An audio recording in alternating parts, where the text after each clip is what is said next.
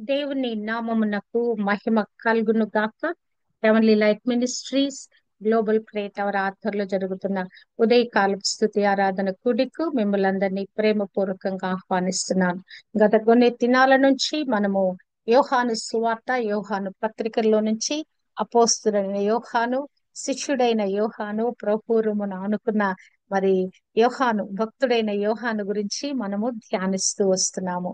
మరి మరొక అంశంగా ఈ ఉదయ కాలము యోహాను మొదటి యోహాను మొదటి పత్రిక మొదటి అధ్యాయంలో రాయబడిన ఒక అద్భుతమైన విషయం గురించి ఉదయకాలము మనము ధ్యానిద్దాము. ఈ దినము అంశం ఏంటంటే సహవాసము, అంటే ఫెలోషిప్. సహవాసము, ఈ ఫెలోషిప్ అనే పదము కొయినా అనేటువంటి కొయినోనియా అనేటువంటి గ్రీకు పదంలో నుంచి ఈ ఫెలోషిప్ అనే పదాన్ని మరి తీసుకొని అనువదించారు. సహవాసం అనే పదము గ్రీకు పదమైన కొయినోనియా అనే పదాన్ని నుంచి తీసుకొని అనువదించారు. ఈ యొక్క పదానికి ఈ సహవాసము అనే దాన్ని మనం అర్థం చేసుకోవాలంటే ఇదొక సహచర్యంగా, సాంగత్యంగా, ఒక పరిచయంగా, ఒక సంబంధంగా, ఒక సంభాషణగా, ఒక సమావేశంగా, లేకుంటే ఒక ఉమ్మడి భాగస్వామ్యంగా, లేకుంటే పంచుకోవటంగా, ఇన్ని విధాలుగా దీన్ని ఒక ఫ్రెండ్షిప్ గా, మరి ఇన్ని విధాలుగా ఒక స్నేహంగా, ఇన్ని విధాలుగా మనం అనుకోవచ్చు. సహవాసము, ఫెలోషిప్ అనే పదానికి అర్థము ఈ ఫెలోషిప్ అనేది ఒకరు తో కాదు, కానీ ఇద్దరు లేక ఎక్కువ మంది వ్యక్తులతో కలిసి చేసేదే ఈ యొక్క ఫెలోషిప్ అయినది. ఒకరితో ఎవరికి వారు ఫెలోషిప్ చేయలేరు. ఒక ఇద్దరు వ్యక్తులు కలిస్తేనన్నా, ఇద్దరుకు మించి ఎక్కువ వ్యక్తులు కలిస్తేనన్నా ఫెలోషిప్ చేయగలరు. మనం సాధారణంగా ఈ యొక్క ప్రేయర్ మీటింగ్స్ కన్నిటికీ ఏం పెట్టుకుంటామంటే ఫెలోషిప్ అనే పదం పెట్టుకుంటాం. ఫెలోషిప్ మీటింగ్ అంటాము, లేకుంటే టుడే ప్రేయర్ ఫెలోషిప్ అంటాము. ఇంకా రకరకాల సమావేశాలు, రకరకాలుగా మనం ఈ యొక్క ఫెలోషిప్ అనే పదాన్ని అర్థం వచ్చేటట్లుగా మన అనుదిన జీవితంలో మనం ఈ ఫెలోషిప్ అనేక విషయాల్లో మనం కలిగి ఉన్నాం. కుటుంబం కూడా ఒక ఫెలోషిప్ తో కూడినది. ఇద్దరు వ్యక్తులుగా మరి కుటుంబం, ఈ భూమి మీద కుటుంబం ఏర్పరచబడినప్పుడు మరి ఆ యొక్క స్త్రీ పురుషులను దగ్గరికి తీసుకొచ్చినప్పుడు మరి దేవుడు వారిద్దరిని ఒక ఫెలోషిప్ లోకి, ఒక సహవాసంలోకి తీసుకొని వస్తున్నాడు. కాబట్టి దేవుని చిత్తము మానవుని జీవితంలో ఒక జీవన ప్రమాణంగా, నాణ్యతగా, నాణ్యమైన ఒక విషయంగా మన జీవితాల్లో పనిచేయాలంటే మనము ఈ ఫెలోషిప్ లో అంటు కట్టబడిన అనుబంధంలోకి వెళ్ళాలని ఈ యొక్క ఈ యొక్క పత్రికలో రాయబడిన ఈ విషయాలు మనకు బోధిస్తా ఉన్నాయి. మొదటి యోహాను పత్రిక మొదటి అధ్యాయము మరి 3వ వచనం నుంచి మనం చదివితే, మాతో కూడా మీకును సహవాసము కలుగునట్లు మేము చూచిన దానిని, వినిన దానిని మీకును తెలియచేయుచున్నాము. మన సహవాసం అయితే తండ్రితో కూడాను, ఆయన కుమారుడైన యేసు క్రీస్తుతో కూడాను ఉన్నది. మన సంతోషము పరిపూర్ణమగుటకై మేము ఈ సంగతులు రాయచున్నాము. మేము ఆయన వలన విని మీకు ప్రకటించు వర్తమానమేమనగా, దేవుడు వెలుగై ఉన్నాడు, ఆయన యందు చీకటి ఎంత మాత్రమును లేదు. మరి ఈ యొక్క ఉదయకాలము ఈ యొక్క 3 వచనాల్లో నుంచి ఏమన్నా దేవుడు మనతో మాట్లాడుతున్నాడు. ఏంటంటే వారికి, ఎవరు? శిష్యుడైన యోహాను, ఆయనతో పాటు ఉన్నటువంటి సహ శిష్యులైన వారికి, మాకు, మేము, మాతో కూడా మీకును, మేము ఒక సహవాసం కలిగి ఉన్నాము. నేను, నాతో పాటు ఉన్న నా సహోదరులైన, నా సహ శిష్యులైనటువంటి వారందరం కూడా ఒక సహవాసం మేము కలిగి ఉన్నాము. మాతో కూడా మీకును, మరి మేము సహవాసం కలిగి ఉండటమే కాదు గాని మీరు కూడా సహవాసం కలిగి ఉండున్నట్లుగా మేమేం చేస్తున్నామంటే, ఇక మేము రాస్తున్న ఈ సంగతులన్నీ కూడా ఎక్కడి నుంచి మేము రాస్తున్నామంటే, ఈ సహవాసము మీకు కూడా కలుగునట్లుగా మేము చూచిన దానిని, వినిన దానిని మీకును తెలియచేస్తున్నాము. ఏదైతే మేము కళ్ళారా చూసామో, ఏదైతే మేము చూస్తూ ఉన్నామో, లేకుంటే ఏదైతే ప్రత్యక్షంగా ప్రభు మాట్లాడుతుండగా మేము వింటున్నామో, దానిని మీకు తెలియచేయుచున్నాం. అంటే మేము చూడని దానిని, వినని దానిని, అనుభవించిన దానిని మీతో పంచుకోవట్లే మేము. ఏది మేము విన్నామో, ఏది మేము కన్నామో, ఏది మేము అనుభవించామో దానినే మీకు ప్రకటిస్తున్నాము. అబ్బా చూడండి కదా, సువార్త ప్రకటించుట, దేవుని వాక్యము ప్రకటించుట అనే ఈ ప్రక్రియ ఏంటంటే, ఏదో బైబిల్లో ఒక విషయం ఉంది కదా అని తీసుకుని దాన్ని బోధించుట కాదు గాని, ఇక్కడ భక్తుడు అంటున్నాడు, ఏది మేము విన్నామో, ఏది మేము కనుగొన్నామో దానిని మీకు తెలియచేస్తున్నాము. మొదటి వచనంలో ఇదే మాట మాట్లాడుతున్నాడు. ఏది మేము తాకి చూచామో దానినే మీకు తెలియచేయుచున్నాము. మరి ఏదైతే దేవుడు మాకు కన్నులారా ప్రత్యక్షపరుచుకున్నాడు, ఆది నుండి ఏది ఉండెనో, మేమేది వింటిమో, కన్నులారా ఏది చూచితిమో, ఏది నిదానించి కనుగొంటిమో, మా చేతులు దేనిని తాకి చూచెనో అది మీకు తెలియచేయుచున్నాము. అంటే ఈ సహవాసాన్ని మరి యొక్క భక్తుడైన యోహాను ఎంతగానో దాన్ని అర్థం చేసుకున్న వాడై, దానిని పొందుకున్నవాడై మనతో మాట్లాడుతున్నాడు. సహవాసం అనేది అతని యొక్క అన్నయ్యైనా తమ్ముడైనా యాకోబుతోనైనా కావచ్చు, లేకుంటే వాళ్ళు పాలివారైనా పేతురు ఆంద్రేతోనైనా కావచ్చు, ఇక మిగతా ఉన్నటువంటి మిగతా 12 మంది శిష్యుల్లో మిగతా వారైనా కావచ్చు. మాతో కూడా మీకును సహవాసం కలగటానికి ఏది మేము కనులారా చూచామో, ఏది మేము తాకి, ఏది మేము అనుభవించామో, ఏది మేము మరి దాన్ని మేము పొందుకున్నామో దానినే మీకు తెలియచేయుచున్నాం. ఈ కారణం ఏంటి? ఇవన్నీ విషయాలు మీకు చెప్పటానికి కారణం ఏంటంటే గనక, మన సంతోషము పరిపూర్ణ మొగుటకై మేము ఈ సంగతులను రాయిచున్నామని ఇక్కడ మాట్లాడుతున్నాడు. ఈ వాక్య భాగాన్ని, సహవాసము అనే దాంట్లో ఈ యొక్క వాక్య భాగాన్ని మనము చూస్తే, దేవునితో ఒక సంబంధం కలిగి ఉండటం, ఆయనతో ఒక సహవాసం కలిగి ఉండటం, దాని వలన కలిగే ఆనందాన్ని పొందుకోవటం అనే విషయాలు ఇక్కడ రాయబడినట్లుగా మనము చూడగలము. యోహాను తన జీవితం గురించి అత్యంతంగా, అసలు ఈ విషయాన్ని ఎంతో అద్భుతంగా, ఆ దేవునితో తనకున్న సహవాసాన్ని, ఆ సాంగత్యం గురించి మాట్లాడుతున్నాడు. మన ఒకరితో కామన్ గా మనకేముంటది? సహవాసం ఉంటది, అవునా కదా? కుటుంబంలో అందరితో కూడా కామన్ గా మనం అందరితో కూడా ఒక ఫెలోషిప్ చేసినట్లు, ఒక కుటుంబము కలిసి జీవిస్తుందంటే సహవాసం మనం కలిసి జీవిస్తున్నట్లే. కామన్ గా చాలా విషయాలు మనకు ఉంటాయి కదా. మనం కలిసి జీవించే విధానంలో ఆహారపు అలవాట్లు గాని, జీవిత విధానం గాని, అవన్నీ కూడా ఒకే రకంగా మనం కలిసిపోయినట్లుగా ఉంటాం. కానీ ఇక్కడ యోహాను మాట్లాడుతున్న ఈ విషయం మనము చూస్తే, ఆయన ఒక ప్రత్యేకమైన సహవాసం గురించి మాట్లాడుతున్నాడు.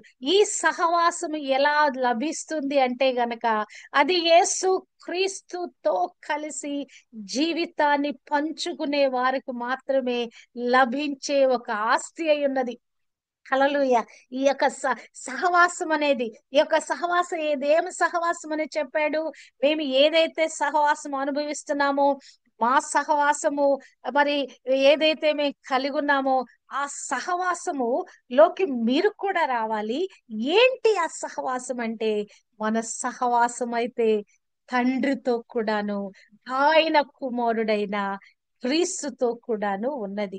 ఇక్కడ యోహాను మరి మాట్లాడుతున్నది ఏంటంటే, మనం ప్రభు అయిన యేసుతో కలిసిపోతే గనక, అప్పుడు యేసు క్రీస్తును కలిగి ఉంటే, అప్పుడు ఈ విభిన్నమైన జీవితం, ఈ కొత్త సంబంధం, ప్రభుతో కలిసిపోయిన ఆ మమేకమైన జీవితం వల్ల ప్రభుతో మనకు సహవాసమే కాదు గాని, మనము కూడా ఒకరితో ఒకరు సహవాసంలోకి వచ్చేస్తాము. అంతేకాదు, తండ్రి అయిన దేవుడు, కుమారుడైన క్రీస్తు తో పాటుగా మనము కూడా కలిగి ఒక సహవాసంలోకి వస్తామని ఇక్కడ ఆయన తను అర్థం చేసుకొని అన్వయించుకున్న దాంట్లో నుంచి మనతో మాట్లాడుతున్నాడు. ఇక్కడ మనం చూసినట్లయితే, ఈ యొక్క సహవాసము ఎలాగనే సహవాసంలో మనం అంటుకట్టబడ్డామని చూసినట్లయితే, రెండు కోణాలుగా బైబిల్ గ్రంథము మనకి వివరించి చెప్తా ఉంది. ఏంటది?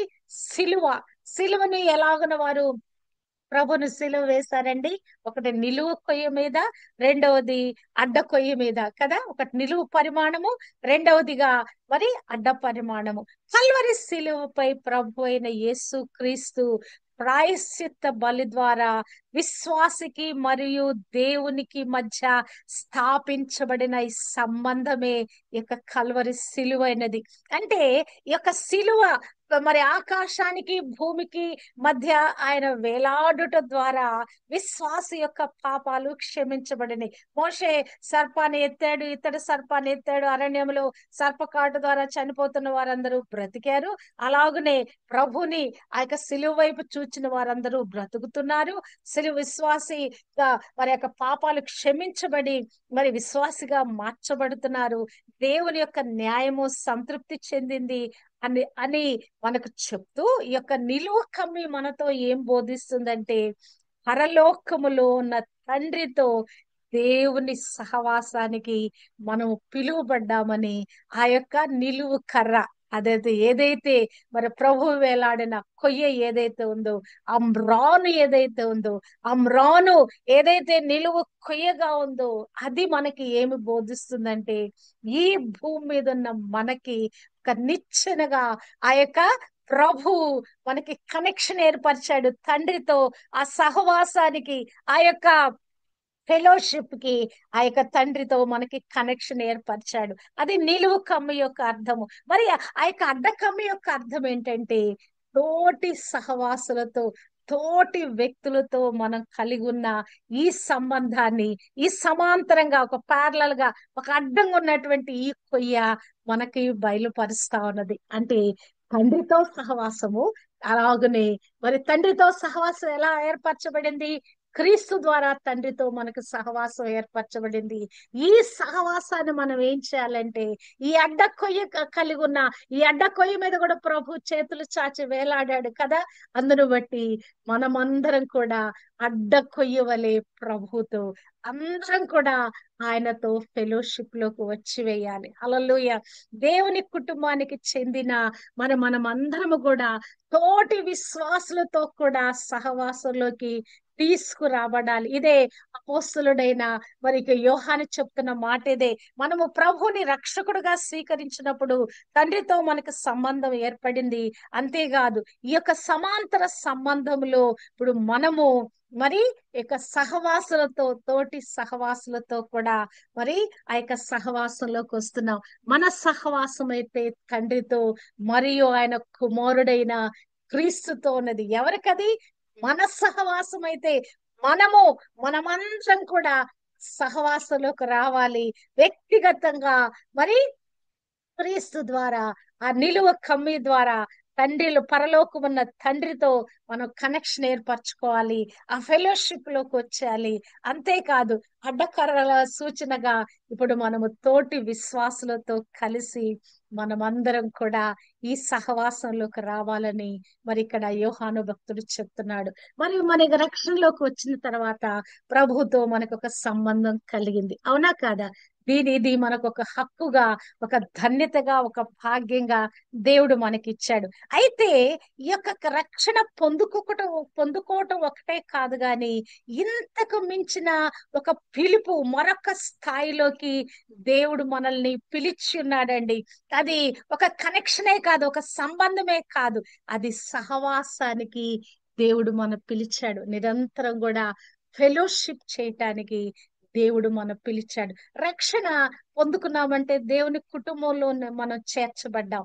కానీ సహవాసము, దేవునితో సంబంధములో ఉండటం అంటే, ఆయన మరి నామములో ఆ రక్షణ పొందుకున్న వారందరికీ మరి దేవుని పిల్లలుగా చేయబడే ఆ కృప, యోహాను 1:12 రాయబడినట్లుగా ప్రభువుని అంగీకరించిన మనమందరము కూడా ఆయన పిల్లలుగా మరి చేయబట్టానికి దేవుడు మనకి 1:12 ఆయనను ఎందరు అంగీకరించిరో, ఎవరు ఆయనందు విశ్వాసం ఉంచిరో, దేవుని పిల్లలగుటకు ఆయన మనకు అధికారం అనుగ్రహింప చేశాను. అంటే మన హృదయంలోకి ప్రభుని ఆహ్వానించినప్పుడు, ప్రభుని రక్షకుడిగా అంగీకరించినప్పుడు ఆటోమేటిక్ గా మనం ఆయన ద్వారా మరి పరలోకమున్న తండ్రితో ఒక సంబంధాన్ని ఏర్పరచుకున్నాము.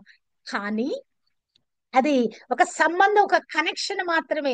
ఈ కనెక్షన్ ఎట్లా అది మరి కొనసాగింపబడుద్దంటే, అది సంభాషించినప్పుడు, మరి ఆ సంభాషణ కొనసాగించబడినప్పుడు, ఆ సహవాసం కొనసాగించబడినప్పుడు. ఒక ఉదాహరణగా మన చేతిలో ఫోనే చూద్దాం. ఒకరికి మనం కాల్ చేసాం. కాల్ చేసినప్పుడు అది కనెక్ట్ అయిపోయి ఆ వ్యక్తి హలో అన్నప్పుడు ఒక కనెక్షన్ ఏర్పడుద్ది మనకి, అవునా కాదా?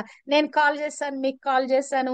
ఈ ఉదయ కాలమే నేను ఈ యొక్క గ్రూప్ కాల్ చేస్తాను. కాల్ చేస్తే మీరు రెస్పాండ్ అయ్యి ఈ కాల్లో మీరు కనెక్ట్ అయ్యి మరి ప్రైజ్ లాడ్ చెప్పుకోవటం, ఒకరితో ఒకరు మనం సంభాషణిస్తున్నాం. అంటే ఏంటి? ఫస్ట్ ఈ కాల్ ఏం చేస్తుందంటే మన కనెక్షన్ ఏర్పరిచింది. రక్షణ కూడా, ప్రభు మనకిచ్చిన రక్షణ కూడా తండ్రి అయిన దేవునితో మనకు ఒక కనెక్షన్ ఏర్పరిచింది. ఈ కనెక్షన్ కలిగి ఉంటే సరిపోద్దా? హలో అని పలికితే అయిపోద్దా? కనెక్ట్ అయిపోతే సరిపోద్దా? కాదు. మనం ఏం చేస్తాం? తర్వాత సంభాషిస్తాం, ఒకరితో ఒకరు సహవాసం చేస్తాం. ఒక మాట, అవసరాన్ని బట్టి ఒక మాట, రెండు మాటలు, ఏదో మాట. అంటే ఏంటి? We're communicating something. ఒకరితో ఒకరము ఏదో సంభాషిస్తున్నాం. ఆ సంభాషణ అక్కడ ఆగిపోద్దా? కొంత పరిచయం అయిన తర్వాత మన విషయాలు ఒకరితో ఒకరు మాట్లాడుకుంటాం. నీవెవరు, నేనెవరు, ఈ మాటలు మాట్లాడుకుంటాం. తర్వాత కొద్ది రోజులైన తర్వాత మరి ఇంకొక సంబంధంలోకి, ఇంకొంచెం డీపర్ కనెక్షన్ లోకి వెళ్ళిపోతాం. డీపర్ ఫెలోషిప్ లోకి వెళ్ళిపోతాం, అవునా కాదా? అంటే ఒక సహవాసాన్ని మనం పొందుకొని ఉండాలంటే దానికి ఏం కావాలంటే కృషి అవసరం. మన వైపు నుండి మనము ఆ సహవాసాన్ని బిల్డప్ చేసుకోవటానికి, డెవలప్ చేసుకోవటానికి మనకి కృషి అవసరం. దేవునితో మనం ఈ యొక్క సంబంధాన్ని పెంపొందించుకోవటానికి కూడా, ఈ ఫెలోషిప్ లో మనం కొనసాగటానికి కూడా మనం కృషి చేయవలసిన అవసరం ఉందండి. తండ్రితో సహవాసం, తండ్రితో కనెక్షన్ ఏర్పడింది క్రీస్తు ద్వారా. క్రీస్తు ఒక కనెక్షన్ కలిగి ఉంటే సరిపోదు గాని నిరంతరం కూడా ఆ సహవాసంలోకి వచ్చేయాలి. ఎలా? ఆ సహవాసంలోకి వచ్చినప్పుడు మనకి ఆ అర్థం ఏమవుద్దంటే, ఈ రక్షణ యొక్క ఈ యొక్క వాస్తవికతను మనం అర్థం చేసుకోవాలంటే, దాన్ని అనుభవించాలంటే సహవాసం అనే అంశాన్ని మనం అర్థం చేసుకోవటం చాలా ప్రాముఖ్యమండి. మనం ఏమి చేయాలని కోరుకుంటున్నామో మరి దాన్ని మనం సాధించాలంటే, అంటే ప్రతి రంగంలో, ప్రతి సమయంలో కూడా ఆయన సంతోష పెట్టడానికి మనము నేర్చుకుంటాం. సహవాసం అంటే ఏంటి? ఒకరికి, ఎదుటి వారి కొరకు ఇష్టంగా మనం జీవించటం. ఎదుటి వారంటే మనకి ఇష్టం లేదనుకోండి, వారితో ఎక్కువ సంభాషణ మనం చేస్తామా? అలా కదా. ఇష్టం లేదనుకో మొఖాలు తిప్పుకొని వెళ్ళిపోతాం. ఇష్టం లేదనుకో ఫోన్ కట్ చేసేస్తాం. ఎవరు మాట్లాడతారు వీళ్ళతోని, ఫోన్ కట్ చేస్తాం, అవునా కాదా? సాధారణంగా అంటే ఒక మానవుని యొక్క నైజం ఎలా ఉంటదంటే, ఈ యొక్క సంభాషణ కొనసాగించాలంటే ఎదుటి వారి మీద ఇష్టం కావాలి, ప్రేమ కావాలి, వారి విషయాలు తెలుసుకోవాలని ఆసక్తి కలగాలి. తర్వాత వారితో మాట్లాడుతుండగా మన హృదయంలో ఆనందం కలగాలి. ఇవన్నీ లేకుండా ఎదురు వ్యక్తితో మనం సంభాషణ కొనసాగించలేమండి, అవునా కాదా? లేకపోతే పొడి పొడి మాటలుంటా, బాగున్నారా? బాగున్నామండి. ఎలా ఉన్నారు? బానే ఉన్నామండి. ఇట్లా ఈ సంభాషణ జరుగుతూ ఉంటది. అదే కాదు, లేకుంటే ఈ ప్రేమ మనలోంచి పొంగుతా ఉంటే, లేకుంటే ఆ సహవాసం అనుబంధంలో మనకు వెళతా ఉంటే ఎదుటి వారి మీద ప్రీతి పెరుగుద్ది, ఇష్టం పెరుగుద్ది, ఇంకా కొద్దిసేపు మాట్లాడాలని ఒక మనసు కలుగుద్ది. ఇదే ప్రభు మనతో మాట్లాడుతున్నాడు. దేవునితో సహవాసం కలిగి ఉండటం, దేవునితో కలిసిపోవటం, మరియు ఆయన సన్నిధిని ఆస్వాదించటం. హల్లెలూయా. ఒట్టిగా దేవుని సన్నిధికి వెళ్ళామంటే ఏదో ఒట్టిగా, ఏదో రెండు మాటలు మన అవసరం గురించి రెండు మాటలు మాట్లాడి వచ్చేయటం, అది కేవలం కమ్యూనికేషన్ అవుద్ది కదా, సహవాసం కాదు. కమ్యూనికేషన్ అంటే ఏదో రెండు మాటలు మనం అనుకున్నది, మనం భావించింది మనం చెప్పేయటం. ఒకప్పుడు పాతకాలంలో టెలిగ్రామ్స్ వచ్చాయి. అంటే మా టెలికమ్యూనికేషన్ డిపార్ట్మెంట్ లో ఫోన్స్ తో పాటుగా ఈ యొక్క ఈ యొక్క టెలిగ్రామ్ అనేది కూడా, మరి అది కూడా టెలిగ్రాఫ్స్ అనేది కూడా ఒక విభాగం అన్నమాట. టెలిగ్రాఫ్స్ వాళ్ళు, వాళ్ళ యొక్క టెలిగ్రాఫ్స్ పంపించే పని అంటే ఏంటి? కమ్యూనికేషన్ ఏంటండి? అది ఒట్టిగా ఒక వర్తమానాన్ని పంపించేయటమే. వాళ్ళు ఒక వర్తమానాన్ని టైప్ చేసేస్తారు, టెలిగ్రామ్ ద్వారా పంపించేస్తారు. అది ఒట్టి కమ్యూనికేషనే. కానీ ఈ యొక్క టెలిఫోన్ దగ్గరకు వచ్చేటప్పటికి ఏమైపోయిందంటే, కమ్యూనికేషన్ డెవలప్ అయింది. ఎలాగునా? ఒకరితో ఒకరు సంభాషించుట ద్వారా, ఒకరి మనసు ఒకరికి బయలుపరచుట ద్వారా, ఒకరితో ఒకరు ఆ యొక్క ఆ మాటలు మాట్లాడుతున్నప్పుడు ఒకరినొకరు అర్థం చేసుకుంటూ ఒకరితో ఒకరు కలిసిపోవటం ద్వారా, ఈలాగున మన జీవితంలో కూడా ప్రభు గురించి మనం తెలుసుకోవటానికి, ఆయనకు మన పట్ల ఎంత ప్రేమ ఉందో మనం అర్థం చేసుకోవటానికి ఒక అడుగు మనం ముందుకు వేయవలసిన బద్దులమై ఉన్నాం. తండ్రి అయిన దేవునితో సహవాసం అంటే ఒక ఉమ్మడి భాగస్వామ్యంలోకి మనం వస్తున్నాం. ఆ భాగస్వామ్యంలో సహవాసం చేయటానికి మనము ఆహ్వానించబడుతున్నామండి. అంటే ఏంటి అసలు అది? ఆ దేవునితో సహవాసం అంటే దేవుని వాక్యం యొక్క పఠన, మరి ఆయనతో ప్రార్థన మరియు ధ్యానము, ఈ యొక్క అభ్యాసంలో, ఈ ఈ అభ్యసించే సమయంలో, ఈ అభ్యాస క్రమంలో, ఈ సహవాసంలో మనము చేయబడతామండి. అంటే ఆ సహవాసంలో మనకి ఏమవుతుందంటే, ఆ ప్రభుతో మనం అట్టి విధంగా సహవాసం చేయటంలో మనలో జరుగుతున్న ప్రక్రియ ఏంటంటే, దేవుని గొప్పతనం మనకు అర్థమవుతుంది. ఆయన జ్ఞానం ఏంటో మనకు అర్థమవుతుంది. ఆయన ఎంత శక్తిమంతుడో మనకు అర్థమవుతుంది. ఆయన ఎంత మహిమాన్వితుడో మనకు అర్థమవుద్ది. ఇవన్నీ కూడా మన జీవితం అనుభవంలోకి వస్తాయి. అవన్నీ కూడా అందుబాటులోకి వస్తాయి కదా. ఇది సహవాసం యొక్క గొప్ప రహస్యం అన్నదండి. అంటే ఆ యొక్క సహవాసము లోతులోకి మనం వెళ్ళాలంటే we should give our time. Hallelujah కదా. ఎవరితో మాట్లాడాలంటే నేను సమయం తీసుకొని ఇద్దరు వ్యక్తులతో మాట్లాడతా. ఇంజనీర్ల గారితో తర్వాత మాణిక్యం గారితో మాట్లాడటం మొదలు పెడితే దాదాపు ఒక గంట సమయం మాట్లాడతాం. అది డైలీ మన మాణిక్యం గారితో రోజు మాట్లాడతా. మన ఇంజనీర్ల గారితో వారంలో ఎప్పుడో ఒకసారి మాట్లాడతా. కానీ మాట్లాడితే మాత్రం గంట సమయం తక్కువ మాట్లాడాం. అంటే విషయాలన్నీ పంచుకుంటూ హృదయం మరి ఉన్న విషయాలన్నీ కూడా, ఏదైతే నా జీవిత పరిస్థితులు ఉన్నాయో, తన జీవిత పరిస్థితులు ఉన్నాయో, లేకుంటే సంఘంలో, సమాజంలో, లేకుంటే ఒక ప్రేయర్ మీటింగ్ గురించో, ఇంకా ఏదేదో విషయాలు, లేకుంటే రక్త సంబంధం గురించి ఏదైనా ప్రేయర్ రిక్వెస్ట్, ఏదో ఒక విషయం హృదయం విప్పి మాట్లాడుకుంటా. అంటే ఏంటి? మా మధ్య ఒక సంబంధం అనేది డెవలప్ అయిపోయింది. సహవాసములో ఏమైపోద్దంటే మనలో ఈ రిలేషన్షిప్ అనేది డీపర్ లోకి వెళ్ళిపోతామండి. ఇది సహవాసం యొక్క గొప్ప రహస్యం అనేది.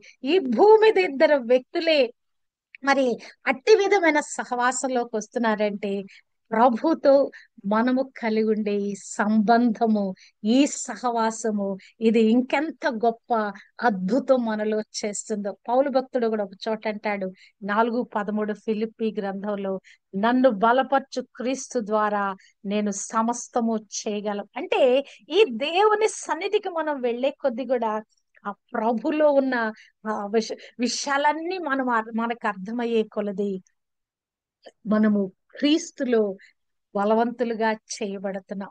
సహవాసం అనే దానిలో మరొకటి స్నేహం కూడా ఇముడున్నదండి కదా. అంటే దేవునితో కలిసిపోయినప్పుడు ఈ స్నేహం మన ఏం చేస్తుందంటే, ఆయనతో ఇక దూరంగా ఉండలేనటువంటి విధంగా మనల్ని ఆయనకు సమీపంగా చేస్తుంది. అవునా? ఉదయం నిద్ర లేవగానే దేవుని స్తుతించకుండా ఉండగలమా? ప్రార్థించకుండా ఉండగలమా? వాక్యం చదవకుండా ఉండగలమా? ఎవరికైనా అవసరత ఉంది, ప్రార్థన అవసరత ఉందంటే ప్రార్థన చేయకుండా ఉండగలమా? లేదండి. ఒక స్నేహ భావంలో కూడా మనము ఈ యొక్క సహవాసంలో మనం వచ్చేస్తాం. అంటే దేవునితో కలిసి, అంటే దేవుడు మనల్ని అసలు ప్రభు మనల్ని స్నేహితుడుగా ఉండాలని కోరుకుంటున్నాడండి కదా. ఈ స్నేహం మన ఏం చేస్తుందంటే దేవునితో ఈ డీపర్ రిలేషన్షిప్ లోకి వెళ్ళేటప్పటికి మనకి దేవునికి మధ్య అరమరికలు లేనంటి విధంగా అయిపోద్దండి కదా. ఎవరితో చెప్పుకోలేని విషయాలు కూడా, ఆ రహస్యాలన్నీ కూడా దేవుని సన్నిధిలో, ప్రభా నేను ఇట్టి విధంగా ఉన్నానయ్యా, నా పరిస్థితి ఇలానయ్యా, నా హృదయ స్థితి ఇదయ్యా, నా మానసిక స్థితి. మనుషులు ఏం చూస్తారు? పై చూస్తారు, మన లోపల ఏం జరుగుతుందో తెలియదు కదా. మన ఆలోచనలు ఎలా ఉన్నాయో తెలియదు, మన మనసు ఎలా ఉందో తెలియదు, మన తలంపులు ఎలా ఉన్నాయో తెలియదు. అది ఎవరి మీద నా కోపం ఉందా, ఎవరి మీద నా ద్వేషం ఉందా, ఎవరి మీద నా ఆయాసం ఉందా, ఎవరికి తెలుసు? పైకి నిశ్చలంగా కనపడతాం, అబ్బా అద్భుతంగా కనపడతాం, మేలిమి పండు అదే దానిలాగా మనం కనపడతాం. కానీ ఇక్కడ లోపల ఏమి ఉన్నదో దేవునికి తెలుసు. కానీ దాన్ని మనము షేర్ చేసుకునే ఆ ధైర్యము, ఆ సహవాసంలో దేవుడు మనకు అనుగ్రహింప చేస్తా అండి. ఎప్పుడు కలుగుద్ది మనకు ఆ సహవాసము? ఎదుటి వారి మీద నమ్మకం కలిగినప్పుడు we can easily tell our things కదా. వారి మీద నమ్మకం కలిగితే ఇదిగో పరిస్థితి అది ఇదని మనం ఈజీగా చెప్పేసుకుంటాం. నమ్మకం లేని వ్యక్తులతో మనకు అంతగా మరి పరిచయం లేని వ్యక్తులతో, లేకుంటే ఈ సహవాసం లేని వ్యక్తులతో మనం చెప్పుకోగలమా? లేదండి. ఒక సహవాసం అనేది ఒక స్నేహంగా మారిపోవాలి. అందుకే ప్రభు అంటాడు యోహాను సువార్త 15:15లో, నేను మిమ్మల్ని సేవకులుగా మిమ్మల్ని చూడలేదు, మిమ్మల్ని స్నేహితులను పిలిచాను గనక ఏదైతే తండ్రి యొద్ద నుంచి నేను నేర్చుకున్నానో ఆ రహస్యాలన్నీ మీకు బోధిస్తున్నాను. అంటే ప్రభు ఆ సమయంలో ఆ యొక్క 15వ అధ్యాయం యోహాను సువార్తలో ఆ సందర్భంలో మనము చూస్తే తండ్రి యొద్ద నుంచి ఏమేమి ఆయన ఆ డీపర్ రిలేషన్ లోకి వెళ్ళి తండ్రి ఆయన ఒక్కటైపోయి ఏమేమి విషయాలు కలిగి ఉన్నాడో వాటన్నిటిని కూడా తన శిష్యులతో ఆయన బోధిస్తా ఉన్నాడు. నేను నేను మీకు సన్నిహితుడుగా మారిపోయాను. స్నేహితం అంటే అదేనండి, ఒకరితో ఒకరు మనసు విప్పి మాట్లాడుకొనుట, ఎదుటివారు మన మాటలను విని అర్థం చేసుకొని దానికి సరైన సొల్యూషన్ ఇస్తారని ఒక నమ్మకం మనకు కలుగుట. అది ఎక్కడ కలుగుద్దంటే ఒక ఆ డీపర్ ఆ రిలేషన్షిప్ లోకి, ఆ నిజమైన స్నేహంలోకి వెళ్ళినప్పుడు కలుగుద్ది. అది దేవుడు ప్రభు మన దీనిని, ఈ ఫెలోషిప్ ను మనం కలిగి ఉండాలని దేవుడు కోరుకుంటున్నాడు. ఈ సహవాసం అనేది ఈ సంబంధంపై ఆధారపడి ఉందండి. క్రీస్తు యొద్దకు వచ్చి ఆయన స్వీకరించే వరకు మనం ఈ సహవాసంలో లేము. ఎప్పుడైతే కుమారుని మనం కలిగి ఉన్నామో తండ్రికి సంబంధించిన వారం అయిపోయాము, అప్పుడు మనము ఈ యొక్క సహవాసములోని ఈ యొక్క ఆనందాన్ని మనము అనుభవించగలము. ఈ యొక్క కదా సహవాసం ఏం చేసింది, కనెక్షన్ ఏం చేసిందంటే దేవునితో మనం ఎప్పుడైతే కనెక్ట్ అయిపోయామో క్రీస్తు ద్వారా మనకు ఒక ఫెలోషిప్ ఏర్పడింది. ఈ ఫెలోషిప్ మనల్ని స్నేహంలోకి తీసుకొచ్చింది. సంబంధము సహవాసంగా మార్చింది. సహవాసము స్నేహంగా మార్చబడింది. ఈ స్నేహం మన ఏం చేసిందంటే ఒక సంతోషకరమైన అనుభవంలోకి తీసుకొని వెళ్తుంది. ఇక్కడ ఇదే యోహాను భక్తుడు 4వ వచనములో అంటున్నాడు, మన సంతోషము పరిపూర్ణమగుటకై మేమీ సంగతులను రాయిచున్నాము. ఆనందం అనేది ఒక నిశ్శబ్దమైన అంతర్గతమైన ఉత్సాహం అండి. ఇది మన నిజంగానే ప్రభు సన్నిధిలో మనం కూర్చుంటే మన చింతలన్నీ పటాపంచలైపోతాయి. నా అనుభవం ఇది. నేను ఒక గంట సేపు దేవుని సన్నిధిలో గడపగలిగితే నా బాధలు, నా సమస్యలు, నా కన్నీళ్లు, నా దుఃఖం ఇవన్నీ కూడా మాయమైపోతాయి. దేవుని సన్నిధికి వెళ్ళినప్పుడు ఎంత భారభరితమైన హృదయంతో ఉన్నా తిరిగి అక్కడ నుంచి బయటకు వచ్చేటప్పుడు ఆ గంట సేపు దేవునితో కలిసి అక్కడ ఆయనతో కలిసి బయటకు వచ్చేటప్పుడు ఇక తిరిగి నా హృదయము ఆనందంతో ఉప్పొంగుతా ఉంటది. అబ్బా, ఈ లోకం మిన్ను విరిగి మీద పడ్డా కూడా అది ఏమి చేయలేదు నన్ను అనేటువంటి ఆ భావనలోకి తీసుకుని వెళ్తుంది. నిజంగానే ఆ నిశ్చయిత, ఆ సంతోషము, ఆ పరిపూర్ణమైన ఆనందంతో మనం నింపబడాలంటే ప్రభుతో సహవాసం చేయడం మనం నేర్చుకోవాలండి. నిజంగానే మరి తొలి సంఘం వారు ఈ యొక్క సహవాసాన్ని మరి ఎంతో అద్భుతంగా సహవాసం కలిగి ఉన్నారు. అవునా కదా? ఆ మేడగదిలో ప్రభు ఆరోహణం వెళ్ళిపోతూ చెప్పినప్పుడు మీరు కనిపెట్టి ఉండండి యెరూషలేములో అంటే, ఆ మేడగదిలో 10 దినాలు ఆ సహవాస సంబంధంలోకి వచ్చారు. ఎలా ఉన్నారంట వాళ్ళు? ఎడతెగక ఉన్నారంట. కంటిన్యూస్ ఫెలోషిప్ లో ఉన్నారంట. దేవునితో ఈ సంబంధం కూడా అప్పుడప్పుడు కలుసుకునేది కాదండి, నిరంతరము ప్రభుతో కలిసి ఉండేది. ఇది మనము ప్రభుతో కలిసి ఉండేది కాదు, కానీ అడ్డకొయ్యే సూచనగా మనం అందరితో కూడా ఇలాగున కలిసిపోవాలి. అవునా కదా? మరి ఒకే స్థలంలో మరి ఒక ఫెలోషిప్ కొరకు మనం కూర్చున్నప్పుడు, ప్రేయర్ మీటింగ్ లో మనం కూర్చున్నప్పుడు, లేకుంటే ఒక సహవాసంలోకి మనం పిలువబడినప్పుడు, ప్రాముఖ్యంగా ఈ ఉదయకాలపు స్తుతి ఆరాధన ద్వారా మనం కనెక్ట్ చేయబడినప్పుడు ఎంత అద్భుతమైన ఆనందం ఉంటదండి. అవునా కదా? ఈ గంట గంటన్నర సేపు దేవుని సన్నిధిలో ఉన్న ఆ సంతోషము, ఆనందాన్ని సామూహికంగా మనము అనుభవిస్తా ఉన్నాం. వ్యక్తిగతంగా దేవునితో గడిపే ఆ స్థితి వేరు. ఇప్పుడు అందరము కలిసి ఒక ఫెలోషిప్ లోకి వచ్చి కదా, తొలి సంఘము, ఆదిమ సంఘము అనుభవించిన అద్భుతం ఇదేనండి. ఒక్కరిగా దేవునితో వ్యక్తిగత సంబంధం వేరు, వ్యక్తిగత స్నేహం వేరు. ఒక్కళ్ళు కాదు, ఇప్పుడు ఇద్దరు కాదు, అనేక మంది కూడి వచ్చి చేస్తున్న ఈ సహవాసము ప్రభు ఏం కోరుకుంటున్నాడంటే ఈ ప్రపంచ యావత్తు కూడా ఒక సంఘంగా మార్చబడాలని ప్రభు కోరుకుంటున్నాడు. ఒకరి నుంచి ఒకరి కనెక్షన్, ఒకరి నుంచి ఒకరి కనెక్షన్, ఒకరి నుంచి మరొకరి కనెక్షన్ కదా. ఎక్కడ కనెక్షన్ ప్రభుతో ఎక్కడ ప్రారంభమైంది? ఆ యొక్క శిలువలో ప్రభుతో కనెక్షన్ ప్రారంభమైంది. నేను శిలువలో ప్రభుతో అంటుకట్టబడ్డాను, మరొకరు వచ్చి అందులో అంటుకట్టబడ్డారు, మరొకరు వచ్చి అంటుకట్టబడ్డారు. ఇట్టి విధంగా ఒకరితో ఒకరు కనెక్షన్ గా, ఒకరితో ఒకరు కనెక్షన్ గా. ఒకప్పుడు మనము కాన్ఫరెన్స్ కాల్ ప్రేయర్స్ చేసేవాళ్ళం కదా. ఒక్కొక్కరు ఐదుగురికి యాక్సెస్ ఉండేది. నేను ఒక ఐదుగురిని తీసుకుంటే ఐదుగురు మరొక ఐదుగురిని తీసుకునేవాళ్ళు. మళ్ళా అట్లా దాదాపు 40-50 మంది ఉదయకాలం మనం జాయిన్ అయ్యేవాళ్ళం. ఒక దాంట్లోంచి ఒకరి ఫోన్ లోంచి మరొకరు, ఒకరి ఫోన్ లోంచి మరొకరు, అట్టి విధంగా 5 మందిని మనం కనెక్షన్ చేస్తూ అట్టి విధంగా కాన్ఫరెన్స్ కాల్స్ చేసేవాళ్ళు. దాదాపు 70 మందిని మనం రీచ్ అయ్యాం అట్లా. ఒక్కొక్కళ్ళు వాళ్ళ కనెక్షన్, వాళ్ళు తెలిసిన వారు తీసుకుంటా ఎంత అద్భుతంగా అనిపించేది అక్కడ కదా. ఎక్కడ వాళ్ళు కదా. మరి అనేకమైన డిస్ట్రిక్ట్స్ లో, ఏపీలో అనేకమైన డిస్ట్రిక్ట్స్ లో ఉన్న వారిని ఇక్కడ కూర్చొని మనం రీచ్ అవుతూ వచ్చాం. It's a connection, it is a fellowship, it is a friendship. Hallelujah కదా.